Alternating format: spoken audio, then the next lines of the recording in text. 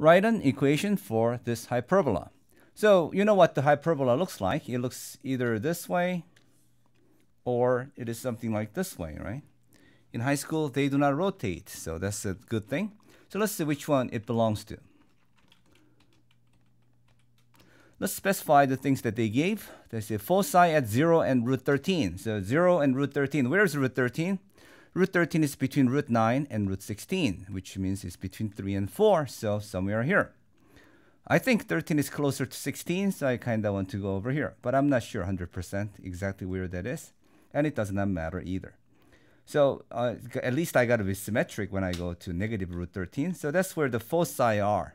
So we know the shape is going to be along this line. Something along that line, right? But we want to be precise.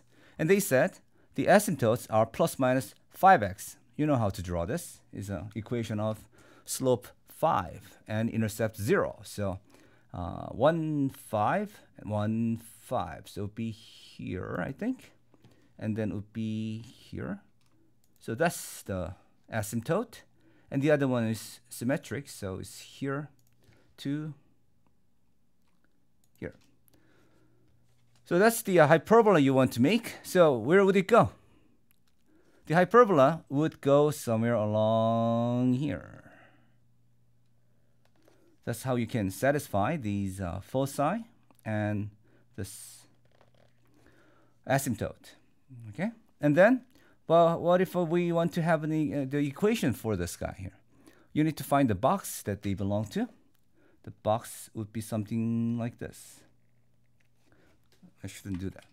Box fits here, so it would be here, and here, here, here.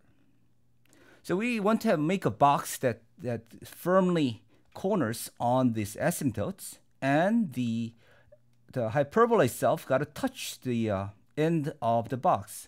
So if this length is A, and this is length is A, and if this length is B, and this length is B, then the equation of the hyperbola becomes x squared over, I'm using B for the x, so I got to use B squared here. I'm using A for the y, so I will use y squared over A squared. Because this one has a y-intercept, but not the x-intercept, y has to be positive, x has to be negative, and goes like that. So in general, up and down hyperbola is always y positive. Right and left hyperbola is always x positive. So this is what we have, and we need to know what a is and what b is. How should we know? All we know is that a is 5 times b. That much is clear, right? The slope of 5. So we may want to get lazy and should we use that? Yeah, why not? Let's say a is always 5 times b because that's the asymptote here. So let me use that. So y squared minus 5b squared minus x squared minus b squared equals 1. Still, we have no clue as to how to find what this a is or b is. So how should we do that? The clue comes from this here, the diagonal that goes from here to here. Can you see it? The one that I painted. That is the foci length. So if you see this right triangle here, the hypotenuse of a squared plus b squared equals, of course, is hypotenuse squared, but hypotenuse length is the foci's length. Okay, but we knew that a is actually 5 times b. So it's 5b squared plus b squared equals 13. So therefore, 25b squared plus b squared equals 13. So 26b squared equals 13. What does that tell you? B squared equals, I'm dividing by 26 on both sides, half. Okay, are we in business? Yes, we are. So all you got to do is plug in to here. So let's go here. Y squared over 5 times half. B squared is half. So what I'm seeing this as a 5 squared and b squared is half. So we'll leave like that.